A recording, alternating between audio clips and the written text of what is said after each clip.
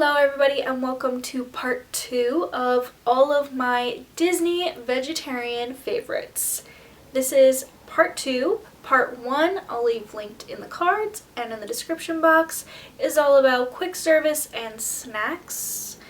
This video is all about table service. One of my favorite things.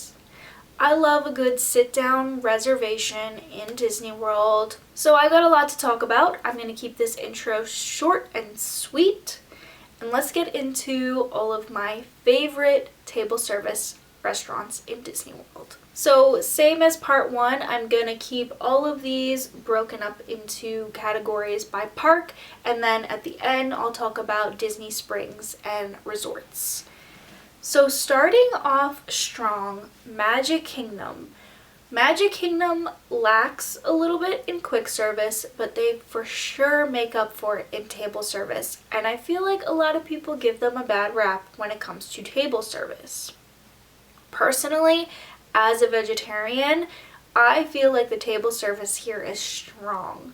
Breakfast, Crystal Palace. I absolutely adored our time at Crystal Palace, and I specifically went to try the churro Mickey waffles.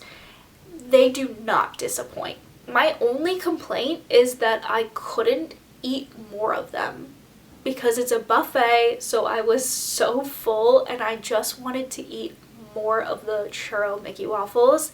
And Pooh and all of his friends walk around and it is so cute. It's decorated so cute inside and it's just a really fun time.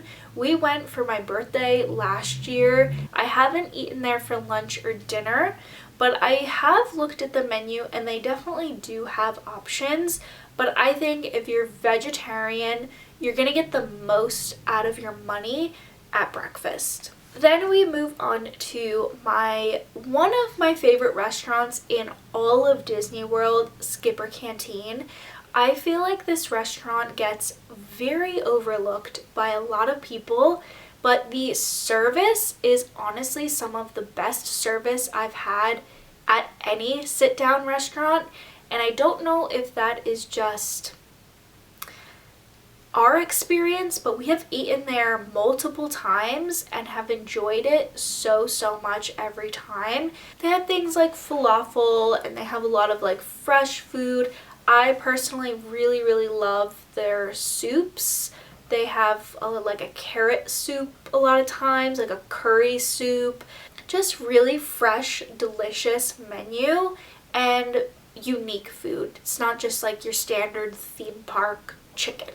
So yeah, I really like Skipper Canteen and I recommend it to everyone, even if you're not a vegetarian, but if you are, they have so many options for you. And then we have Liberty Tree Tavern. So we ate at Liberty Tree Tavern in November, and my only downside is that this is a heavy meal.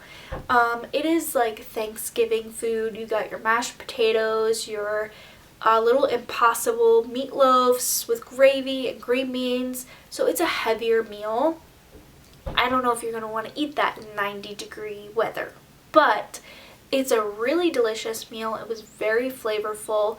The wait staff was great, and the dessert makes it honestly worth it. Like, I would eat that meal in 90 degrees to get that dessert. The sticky toffee pudding thing, whatever it is, it's so good. It is like a chocolate chip cookie with ice cream and it's warm, but it's like also toffee and caramel all over it and it's so good. I wish you could go and I wish they had a lounge because I would go just to order that. And that's it for Magic Kingdom. Now we move on to Hollywood Studios, and I feel like they really swapped roles because while Hollywood Studio was really strong for quick service, they really lack for vegetarian options, table service. Personally, the only one I feel confident recommending is Roundup Rodeo. Roundup Rodeo is one of my favorites because of the options. They have so many plant-based options, and you don't feel like an afterthought. Like, it really feels like you're at the forefront of the decision because so many of the sides are plant-based and the meal itself is really delicious. The biscuits are amazing. Even the desserts were so good, and I feel like you get a lot of food for the price. And that's it for Hollywood Studios, unfortunately. Then we move on to Epcot. Epcot's a really strong contender just because they have so many restaurants. We have eaten at Garden Grill for breakfast and dinner. I prefer the breakfast. I think the breakfast was better in my opinion. They give you a giant cinnamon roll. It was so delicious. Like, the best cinnamon roll I've had in Disney is from there. And then for dinner, honestly, my favorite part was also the dessert. It was a really giant apple pie with some ice cream on top, and it was so good. As you guys can tell from this video, probably I have a very big sweet tooth, and I feel like that does influence a lot of my decisions. The meal itself was also very good. I just think given the choice between Garden Grill and Liberty Tree Tavern, very similar meals, I would pick Liberty Tree for dinner. Then we move on to Le Crêperie, which is the sit-down version of the little crepe stand in the France section by Ratatouille. I loved this restaurant. It's very simple on the inside. The menus are very simple, but I feel like you get a lot for your money because they include like a soup, your main crepe, a dessert crepe, and a little cider, all included in the price. And it doesn't seem like a lot of food, but at the end, we were very satisfied and full. And I have been meaning to go back and eat there again because it was really good. And the plant-based crepe was delicious. Then we move on to Rose and Crown. This is my husband's favorite. Personally, I'm not a huge fan of the plant-based fish and chips. I will say this is not on the menu. You can order it anyways. I do not endorse any of the other plant-based options that are on the menu. I've tried them all. I hated all of them. I didn't think any of them were good. This one is at least edible in my opinion. I don't like the plant-based fish. They're just Gardein plant-based fish. They give you a ton of them though. And they'll give you a side of like the mashed peas with french fries. It's a lot of food for the price. And my husband loves it. It's like his favorite meal there. But I'm just not a big fan. But I'm going to include it because he endorses it so heavily. Then we have Tepanito. Tepanito is a favorite amongst many people for very good reason. It is the hibachi in Japan. It's very good. The plant-based option is delicious. It doesn't feel like a skimp in any way. They give you a lot of food, and the whole experience of Tepanito is just a fun time in general. Moving on to Animal Kingdom. Animal Kingdom has not many restaurants in general. So this is no like slack to Animal Kingdom because the two that it does have are really good. So Yak and Yeti, I will say Yak and Yeti used to be better. I don't know if they changed owners or changed chefs or what have you, but it did used to be better. So I'm still going to include it because they can pretty much make any of their dishes plant-based by subbing the meat option for tofu. So you just have a lot of options when it comes to Yak and Yeti. And I've enjoyed my meals from there, but it's not really anything that I can't get at home at like a Chinese restaurant, if that makes sense. Tiffin's, however, Tiffin's is worth the price, it's worth the hype. It's a really beautiful restaurant and it's a really nice experience, and we love to go there as like our date night restaurant. If we're celebrating our anniversary or anything like that, that's always our favorite place to do it. And they revamped the menu, and I really enjoy the plant-based options that they have now. they have a little bit more, and it's really good. It's like a noodle option with vegetables, and then they have these little like mushroom bao buns that are really good. Disney Springs, the only thing I'm going to recommend is the only restaurant I've eaten at, and that is the Boathouse. We ate there for brunch.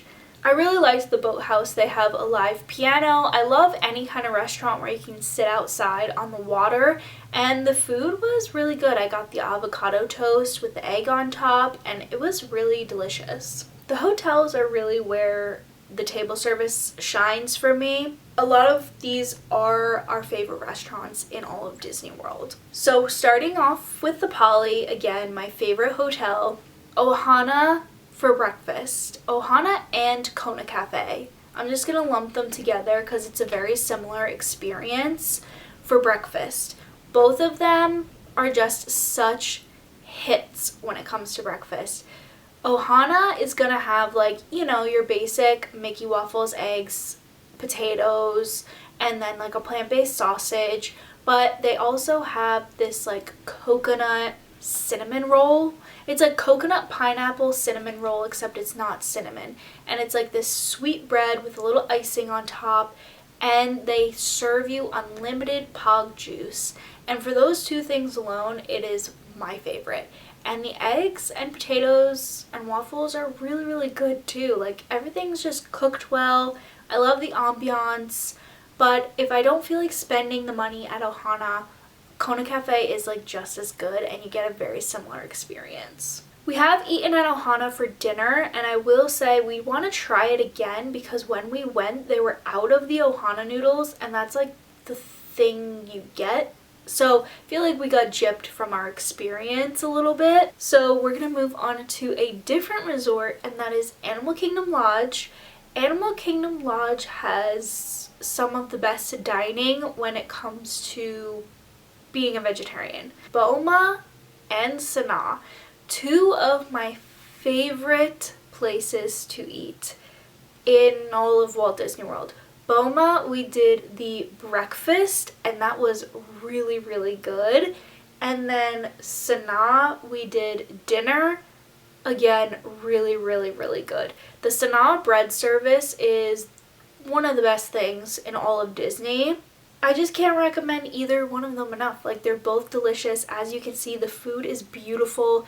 Really, like, it just speaks for itself. I don't want to go on and on and on and say the same thing about all of these restaurants because the truth is they're just all really, really good. Coronado Springs, specifically the Gran Destino Tower, all the way at the top, tip top of the floor, is Toledo. So Toledo is a tapas restaurant, but they have some of the most delicious plant-based options.